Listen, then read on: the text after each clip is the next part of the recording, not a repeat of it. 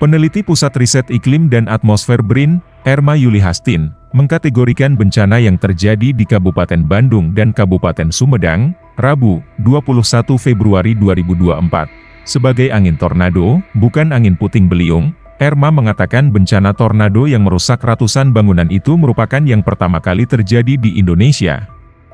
Ini sudah first time. Dari analisis visual saja, kita bisa pastikan ini beda. Ini bukan puting beliung yang biasanya terjadi di wilayah kita, yang sulit dideteksi karena mikro. Ini bukan mikro lagi, ini meso. Tornado itu meso, kata Erna melalui sambungan telepon, Kamis, 22 Februari 2024. Erma mengatakan, setidaknya ada 4 faktor pembeda puting beliung dengan tornado. Faktor pertama adalah skala kecepatan anginnya. Menurut dia, tornado mempunyai kecepatan angin mencapai angka 65 hingga 67 km/jam. Selama ini kan kita hanya mengatakan angin puyuh atau puting beliung karena tidak pernah bisa mencapai ambang batas kecepatan angin yang bisa kita katakan tornado level awal atau paling rendah, kata Erma. Faktor kedua, katanya, terkait dengan skala radius dampaknya. Erma menyebut bencana tornado mempunyai skala radius hingga mencapai 2 km.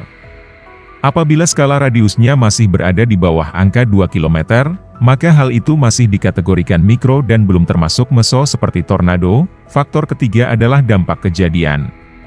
Selama ini, menurut Erma, bencana angin kencang yang terjadi di Indonesia tak pernah mempunyai dampak terlalu merusak dan durasinya pun cenderung singkat.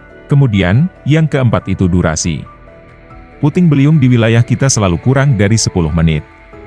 Enggak ada yang melampaui durasinya 10 menit, katanya. Erma mengatakan bahwa angin kencang yang terjadi di Kabupaten Bandung dan Kabupaten Sumedang sudah memenuhi keempat faktor tersebut. Selain itu, fenomena angin kencang itu terlihat jelas di satelit awan sehingga memperkuat kepastian bahwa fenomena itu merupakan tornado. Mata badainya terlihat dari satelit awan, itu artinya angin tornado.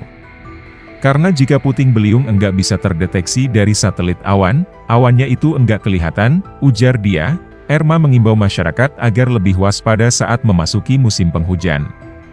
Alangkah lebih baik, katanya, mencari tempat berlindung bila melihat awan gelap di langit yang bergerak dengan cepat.